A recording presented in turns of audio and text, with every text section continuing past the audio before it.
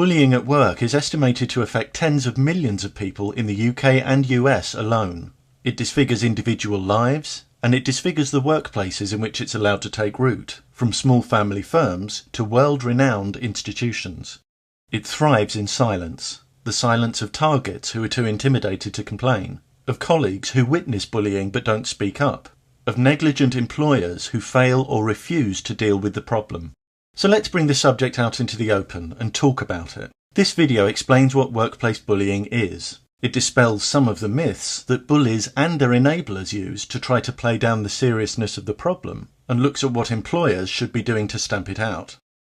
Workplace bullying is abusive behaviour that creates an intimidating or humiliating working environment with the purpose or effect of harming others' dignity, safety and well-being. It can take many forms: physical abuse, verbal abuse, making demands that go against terms of employment, isolating or excluding others, overloading, unfair monitoring, constant criticism, spreading malicious rumours, withholding information and resources, sabotaging someone else's work or stealing credit for it, removing duties and responsibilities, and blocking advancement. There can be one or more targets or perpetrators, and although bullying nearly always reveals itself in a pattern of behaviour, it can consist of a single incident. Bullying is not a personality clash or a relationship conflict for which both parties are responsible. It's misconduct by the perpetrator. Nor do we need evidence of someone's intention before condemning abusive behaviour. There are standards of acceptable conduct. Behaviour that violates those standards is unacceptable whether or not it's intentional. And staying focused on behaviour also stops us getting tangled up in futile arguments about the motives of the perpetrator, who, let's face it, is unlikely to admit intending to bully or cause harm. And contrary to what some would have us believe, bullying is not a leadership style. It's the opposite of leadership. Leaders inspire and build functional teams. They value others, reward competence, and encourage contribution. They set good examples, holding themselves to the same high standards they expect of others. They aim for clarity, behave with integrity and maturity, and take responsibility for their mistakes. They let others work without interfering. They resolve conflict. By contrast, bullies erode and disrupt functional teams. They may use team language, but they're not team players. They devalue others, feel threatened by competent staff, and stifle contribution. They set bad examples and exhibit hypocrisy. They pollute the workplace by projecting their own negative stuff onto others, creating confusion and uncertainty. They lack integrity and maturity. They lie and blame others to disguise their own failings. They focus on petty fault-finding. They generate conflict. And when their bullying is rooted in personality problems, their behaviour is unlikely to change. Bullying is bad news both for staff and for organisations. It causes staff stress-related illness and psychological injury, and it's extremely costly to employers, losing them money and productivity through sickness absence. Failing to tackle bullying is a reliable way of losing good workers. Organisations that ignore it, allowing it to become a defining feature of the workplace, lose loyalty, trust, goodwill, and valuable skills when staff leave. An employer's reputation also suffers when its neglect is publicly exposed. So there are many reasons why it's in the employer's interest to get rid of bullying. Employers who don't protect targets, who defend bullies and find excuses not to help, not only fail their staff, they fail themselves. When bullying is reported, there's an opportunity for positive action. Employers who take bullying seriously protect targets, act transparently, and investigate thoroughly. They're also wise to the tricks bullies play, such as portraying themselves as victims when their targets complain. Making malicious allegations, a disciplinary offence in many companies, is a well-known tactic to evade accountability and divert attention from the bully's misconduct, as shrewd employers are aware. On a broader level, responsible organisations develop specific anti-bullying policies, incorporating informal and formal procedures. But policies are worthless if they're not followed, and as countless targets discover, commitments declared in policy often don't translate into practice. Even world-famous organisations with awards for investment in people hide a shameful record of neglect when it comes to bullying. Instead of working to end it, too many employers just get more creative at avoiding the issue. forcing targets down formal grievance procedures rather than taking the matter in hand. Organisations committed to stamping out bullying are proactive. They don't make the injured party drive the process. If you're watching this video because you're being bullied and you're confused by your company's lack of action, be in no doubt this is a familiar, predictable pattern. Many companies avoid action for months, even years, so that targets already harmed by bullying will be so worn down they'll stop complaining or resign. But the scandalous reality is that what this inaction ends up doing all too often is leaving targets feeling suicidal. Bullying doesn't just damage companies and careers, it costs lives. Hadyn Olsen of Workplaces Against Violence in Employment, or WAVE, a New Zealand organisation helping to make progress against bullying, points out that it's one of the most common causes of workplace-related suicide, noting the bitter irony that those who raise awareness about bullying are actually their company's best friends, championing the values of respect, dignity and safety. They're not troublemakers, but individuals who have the courage to speak up and seek change. How do employers handle bullying destructively? Some ignore it. Some fail to gather all the evidence, overlooking the scale of the problem. Some invent false advice to minimise the problem. One tactic here is to limit what people can report by excluding witness statements, for example. Any organisation truly concerned about abuse will want to know when it's going on from whoever sees it.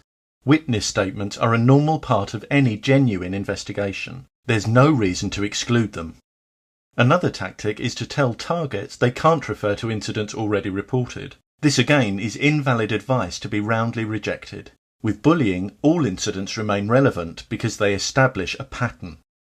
Some employers use buzzwords to discount complaints, dismissing the issue as a matter of perception, for example. But in fact, when we're talking about accepted standards of conduct, all perceptions are not equally valid. There will be facts about how a bully has behaved. If they've breached accepted standards, they should change their behaviour or leave the organisation. One route commonly suggested to targets of bullying is mediation, a voluntary process in which an independent mediator helps two or more parties resolve a problem in a way that's acceptable to everyone. Mediators can speak with parties separately or together. Their role is not to judge or impose solutions, but to facilitate healthy communication. Mediation is a private process. Parties normally sign an agreement to keep everything said during the process confidential. It can help resolve many kinds of dispute, but it's not a suitable method for addressing bullying. Liam McClay, a mediator working in New Zealand, points out that because of its confidential nature, mediation doesn't contribute to setting community standards of behaviour. Bullying, especially chronic bullying involving several targets, is a form of violence, needing clear intervention. It should not be shrouded in a private process. And it's not the target's responsibility to solve the perpetrator's behaviour problems. As Gary Namey, head of the Workplace Bullying Institute, points out, the target is already compromised. You don't compromise the compromised.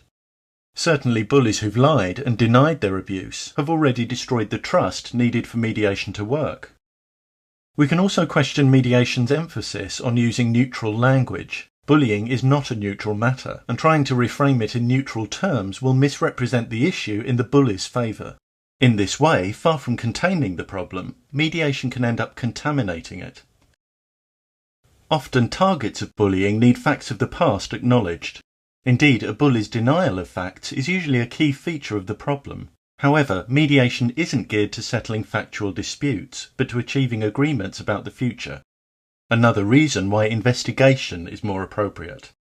Lastly, if your employer's already responded poorly to your complaint, mediation may be mishandled too. It's not unknown, for example, for incompetent or biased employers who set up mediation to arrange it so the mediator speaks to the bully first.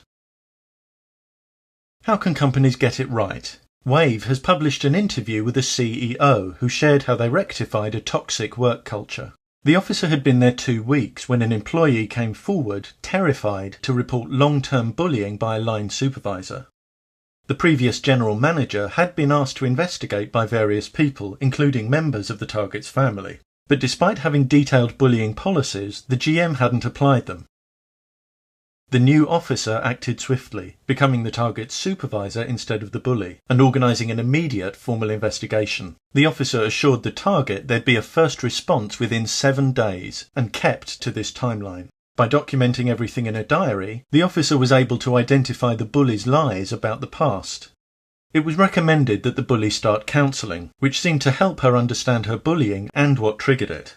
But when her abuse worsened shortly after the counselling ended, it was realised she wasn't going to change, and she was required to leave.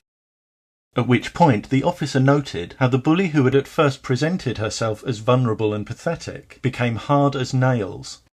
Her victim act evaporated in a transformation the officer described as incredible. This story has some classic elements that will be familiar to many targets of bullying. A company with detailed policies that hadn't been applied. A manager who buried complaints. A bully who feigned victimhood and lied. But in this case, thanks to the chief officer's principled approach, a new positive culture emerged. The situation was turned around because the bullying was properly investigated and the target was protected. This is genuine investment in people, not just in word but in deed. As the officer explained, if you just try and sweep it under the rug, it will come out somewhere else. If you don't address it when it's first handed to you, it will get bigger and people will suffer more. As a manager, you have a social responsibility to take on the needs of your team when they come to you for help. In the words of Steven Pinker, there are standards for fair treatment, and this is something that other people care about. Bullying is never a pleasant thing to deal with, but everything depends on how organisations respond when it's reported. Employers have a duty not to ignore or cover up this behaviour, but to tackle it decisively.